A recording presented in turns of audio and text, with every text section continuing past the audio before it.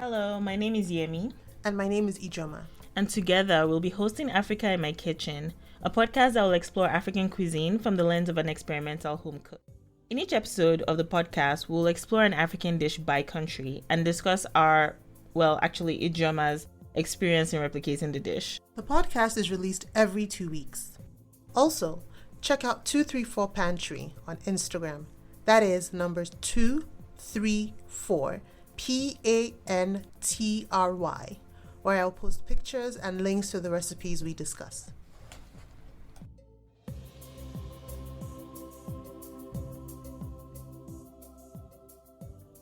So, welcome back, guys. This is Yemi here. And this is Ijeoma. Hi. Hi. So, hope you guys have been keeping well. This week, we're going to be talking about Seswaa from Botswana. Yeah, we could just jump right in. So one day we will get it right. One day, by the grace of the Lord Jesus, we'll walk our way into a non-awkward intro. So, like Yemi said, we're going to be talking about Seswaa from Botswana. Botswana is a landlocked country. It shares its borders with Namibia, South Africa, Zimbabwe, and Zambia. It has the largest population of elephants in the world and is home to the famous Kalahari Desert. Thanks for the overview. And like what we keep trying to do is just to give an intro to the country for people that may not be familiar. So Seswaa, like we said, is actually a meat dish, and that is all it is, meat. So picture pulled pork or shredded beef, and it's meat that's boiled, seasoned, and pulled apart. You had me at meats. All you had to do was just say meat, and then that would have been it. You don't need to start describing how the meat was pulled. The standards aren't very high, are they? They are not. They are not. Once you just say food, I just show up. Okay. But this dish, in my review of it, is very, very set and forget kind of dish, right? I was going to say, yeah, you're right. Traditionally, it's a slow cook dish. Historically, this was meat that was left over after you cut up your meat, whatever it is that isn't really wanted, or your tougher cuts of meat, and you cook it very slowly over a long period. It's almost like slow cooking your meat, which is a very common cooking method across the globe. Mm-hmm. That is, I believe that's even how pulled pork is made. Yeah, actually, yeah. So if you're using something like, say, a regular pot in place of the traditional earthenware that was used, because I don't know how often they use that anymore. You are right. It is a cook and forget. I would not recommend putting it over high heat, though. You probably have to moderate the heat that you're cooking it over. Yeah, and I didn't see any recommendations about cooking it in an instant pot. Like, even if you have a pressure cooker, use the slow cooker setting as much as possible to actually make it. And that's exactly right. So it is possible. I don't know how modern the sources you found are, because an Instapot, I don't know, it's still kind of a fairly recent innovation, I guess. Or... Yeah, I think a lot of us remember those. I'm not sure if you guys had it growing up, but we had, my mom had this pot. It was a pressure pot. Oh, yeah. Yeah, like it was a pressure pot, but once you open it, you've lost the pressure. My recommendation would be like the same amount of time. If you really wanted to use an Instant Pot or a pressure cooker, just reflect on the same amount of time you would use for pulled pork or something like that. Exactly. Would that be correct? Yeah. Yes, that's how soft you want it to be able to come out. The other thing is, like you said, it's what you call a plug in and forget dish, I guess. Set it and forget it. Which is, honestly speaking, that I have nightmares about that. I can't do it properly. No way. That's like, I love it. Mm-hmm. I tried slow cooking this chili overnight. I woke up like 5 times in the middle of the night to check it. I was very stressed. But with this, you can like leave and forget. It's also the simplest recipe ever. So this is purely meat, but in Botswana they eat it with pap, which is a Southern African porridge. So the meat is served with that. But all that you need to season this is salt, onions, and maybe a little pepper to your taste. Nothing else. And the website or the source I found basically said if you do anything more, it's almost like you're insulting the process. Which which is interesting because then, in my opinion, what really becomes important is the cut of the meat that you use. Because if you Exactly. use lean beef, you're not going to get much flavor out of that. You're going to need something that's a little bit fatty, that has a little bit of body on it, and you slow cook that, and then the flavor of the meat will really come out. So Yeah. basically, you cook it until it's very tender, ready to fall off the bone, and then you take it up, and then you traditionally they said you pound it with a pestle. I grew up with my mom using a hammer, a steak hammer. Yeah. Yes, exactly. But anyhow, if you don't want to use that, you just use a fork to pull it off, which is what I did. And the total cook time kind of ranged. The minimum cook time I saw was about 5 hours. So for some of us who are on the lazy side of cooking food, this is perfect because you just, again, put it in, forget, and walk away. You know, for the beef, you would need to essentially just talk to a butcher, or when you go to a store, ask for the slow cooked part of the meat. Yes, it does seem like if you are not familiar with the cuts of meat, you would have to go to maybe a butcher to ask. What I went with, because I wasn't able to get to a butcher, I believe I went with a form of chuck. Okay. And used that. So to be honest, let me be 100% honest, I'm not sure if I used the right parts. But what I really did appreciate for sure was that I could tell that the flavor, the natural flavor of the beef came out, which is not something that I personally take the time to appreciate because I tend to put spice in everything. So just looking at this dish that is super simple, you are essentially just enjoying the meat's flavor itself, right? You would think it wasn't that great, but it was. I was quite confused, to be honest. It was really good. I think it's an exercise for people who tend to overthink and overcook and overrush everything. Maybe just take a day and just boil some meat or slow cook some meat with some salt and onions and eat it with something and see how it comes out. What do you eat it with as a side?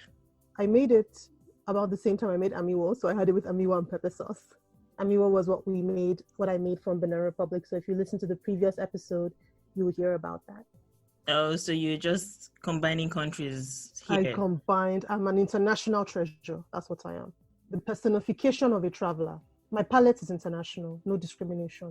All are welcome. I hail you. But thank you. Thank you. I'm tired of you, my God. That being said, you didn't use bay leaves. And that was one of the things it called for. In the ingredients that you referenced, I'm going to call you out. There was ingredients you referenced and that had bay leaves. It did. Why didn't you use it? So there are actually two sources that I found. One called for bay leaves. Another one did not. And it gave me the option of a green bell pepper, but that was optional. The reason why I went with the one without bay leaves was because that was the website that specifically said anything additional is taboo. So I wanted to try that, number one. I don't see why you can't use bay leaves. I'm sure in modern day cooking, like in everyday cooking in Botswana now, if they're making Seswaa, they probably use bay leaves. But I just opted to go without it. And I think one of the difficulties as well that at least I found in trying to research some of these dishes is that it's hard to find traditional, how the grandmothers made it type of dish. So here's the thing. At first, that stressed me out because I was thinking exactly what you're thinking. How do I know how authentic this dish is if I don't see the traditional method that was used for cooking? For the most part, dishes that I eat that are indigenous to my country, I know what the basic ingredients are, and then I know if I'm adding things to my own taste. But then I started thinking about it, and I was like, it is true, and tradition does form the basis of everything, but it changes and it evolves. So nowadays, I try to look for sources that are not maybe a traditional recipe. I could go on YouTube and see how people in my age group, maybe how millennials are making it. It doesn't necessarily make it less authentic. I think it's more reflective of the dynamism of culture, essentially. And I think you've hit a very, very great point there. we've evolved and we keep evolving, right? Our tastes, our palates, and that's part of the exploration of this project, right? Like you discover the old if you can find it and the new if possible. And here's the thing though, if you find the old, which is fantastic, and when I find that, I like to showcase it, but if the old is not really what is happening as much anymore, then is it really a reflection of what is going on in that country if I'm posting only about the traditional method? I remember a blogger on Instagram posted a video of her making pounded yam, which is basically what it's called. Imagine yams, sweet potato, or whatever it is that you would refer to as yams, but in this case, we're referring to a specific kind of yam. Imagine pounding that into something that's slightly stiffer than the consistency of sweet potato. And traditionally, we've done that with a big mortar and a pestle. But that requires you to be sitting down, if you're lucky, and pounding it. A lot of women did it with babies tied to their backs, or you're bending over. This is bad for your back. And so this girl posts this amazing picture to me, or video rather, of herself making pounded yam with a food processor. All she did was put it in the water, good to go, and you have fluffy pounded yam. And people are there complaining, this is not authentic. And I'm thinking to myself, well, you know what else is not cool? Back pain. That's what's not cool. Or living in an apartment and smashing the floor for your neighbors downstairs. And where are you even going to find that, depending on where you live? If you don't make it in a way that it's applicable to other people, except for the people that you are familiar with, how is the dish going to get out there and become well known? Exactly. Well, I think we've gone on a little bit of a tangent, which is cool. It's cool. It's cool. It's cool. It's cool. It's cool. This is purely meat, but in Botswana, they eat it with pap. How would you describe pap? So pap is a cornmeal, right, Ijeoma? It's a cornmeal dish. It's not a cornmeal, because pap is a dish made from cornmeal and water. So yes. Yes, you put it in water and turn it around. You turn it right around. You stir it. Yeah, you don't turn the pot around, is what it's done. You stir it until it thickens. You put your right hand in, you put your left hand. My God. You spin it all around. Okay, I'm going to stop. Yeah, please. So you stir it until it thickens into a stiff cornmeal porridge.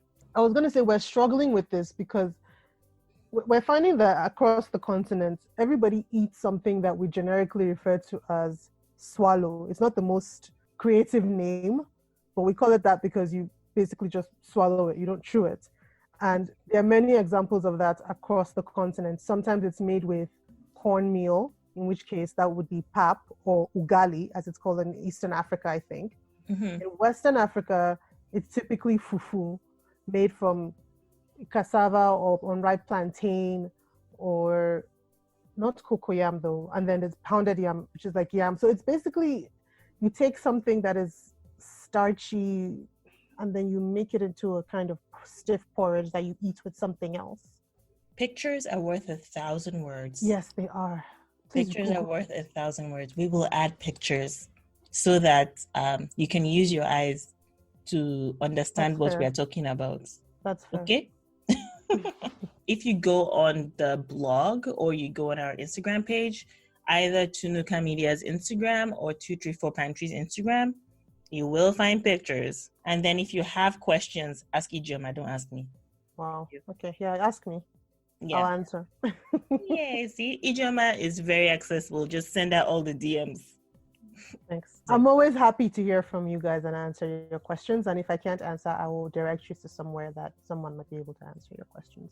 But yes, if you go online and just type in ugali or pap. And you don't have to have pap as the side. You can actually have like veggies.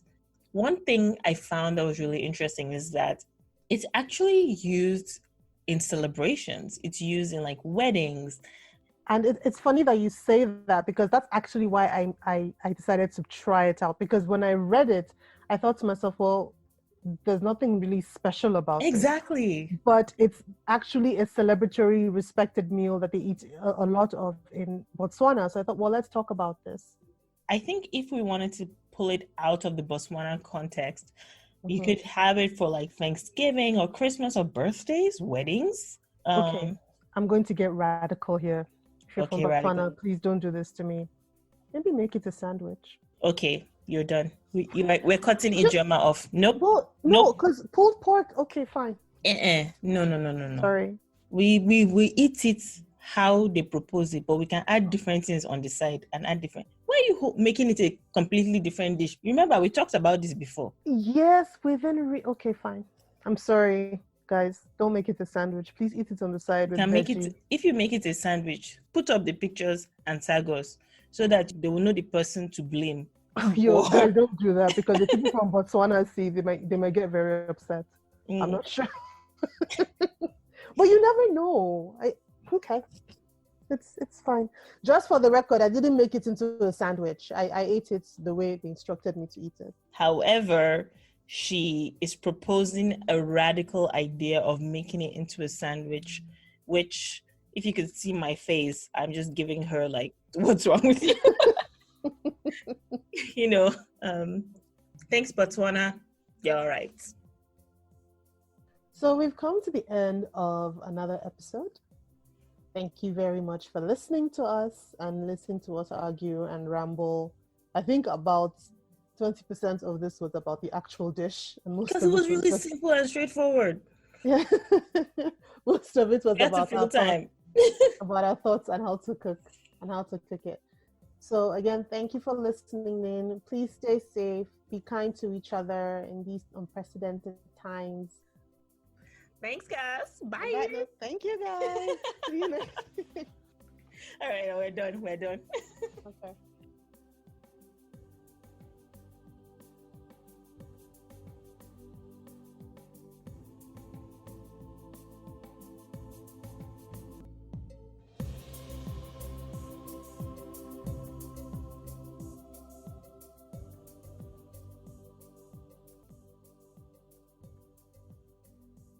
Thanks for listening, friends. As a reminder, the podcast will be hosted every 2 weeks. Also, don't forget to follow 234 Pantry on Instagram, where Ijeoma shares her amazing journey of food exploration. The Africa in My Kitchen project is hosted under the Tunuka Media umbrella. Tunuka is spelled Tunuka. Follow Tunuka Media on Instagram, YouTube, Facebook, and Twitter to connect with the both of us. As we grow our portfolio, we are excited to have you join us on this and other amazing projects that we have coming up. Trust me, you are going to love them. We welcome ideas for African meals, treats, and even cooking tips to feature here. So please share them with us and we'll be sure to give you a shout out.